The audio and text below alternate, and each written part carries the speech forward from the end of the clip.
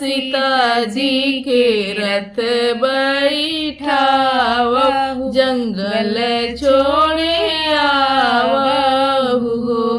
भैया सीता जी के रथ बैठावहु जंगल छोड़े आवहु थर थर कांपे लक्ष्मण भैया तो राम से अरज कर राम से अरज कर हो भैया कवन कसूर भाभी की नहीं त हमसे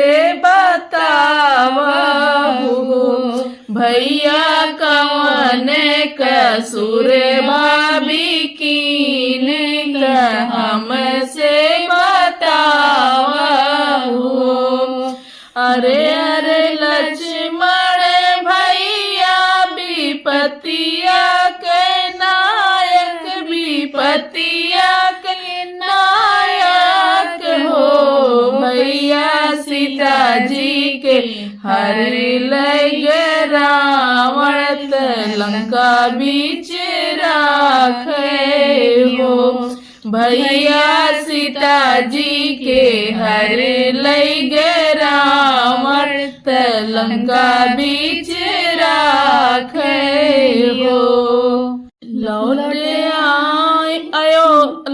अयोध्या के आई सीता धोबिया जे बोली बोल धोबिया जे बोली बोल हो भैया धोबिया के बोली लागल बाण करे जा हमरे साल हो भैया धोबिया के बोली लागे बाण करे जा हमरे साल हो तू ही मोरे भैया से भैया तू ही श्री साहेब तू ही श्री साहेब हो भैया पनवा की नाई पातर कुसुम रंग सुंदर हो भैया पनवा की नाई पातर कुसुम रंग सुंदर हो तीसरे भाभी गर्भ से जंगल कैसे छोड़ाऊ जंगल कैसे छोड़ाऊ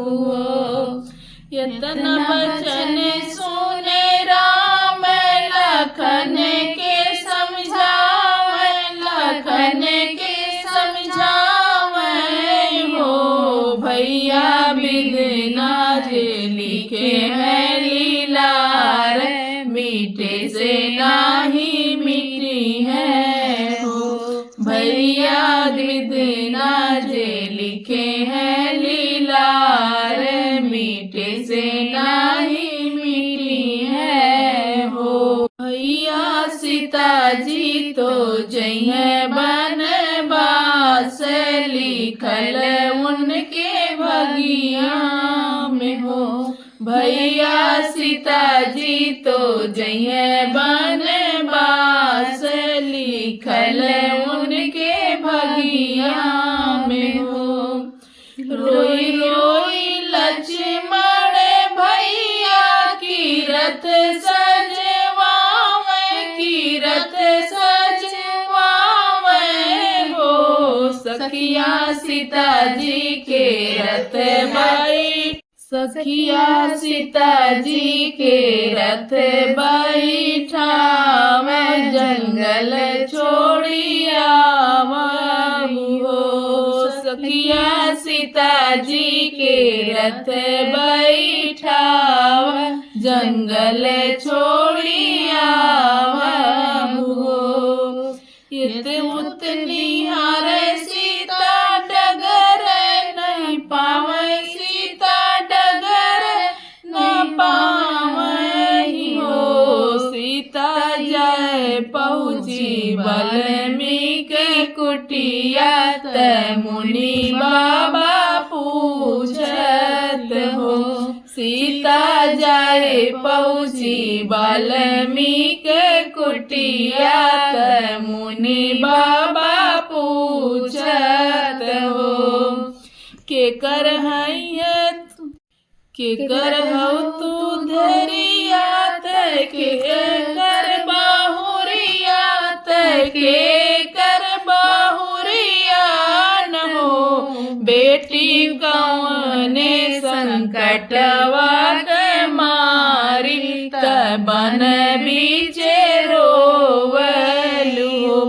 बेटी कौने संकटवा के मारी जंगल बीचे रोवलू राजा जनक जी के धरियात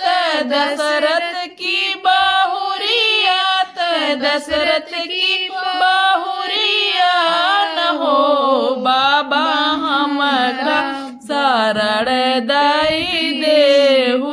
कठिन दुख काटित हो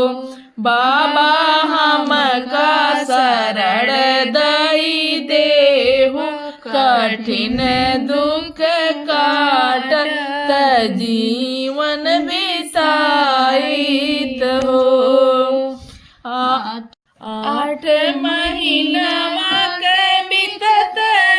नौवा के लागत नौवा के लागत हो सखिया जन्मे है सीता के लालनवा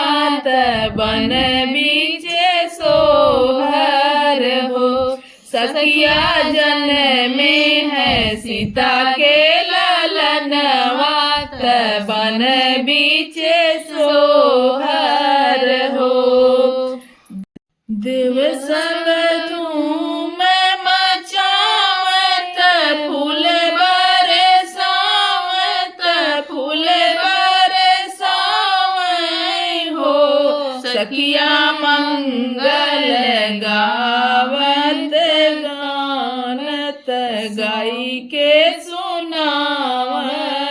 हो सखिया मंगल गावत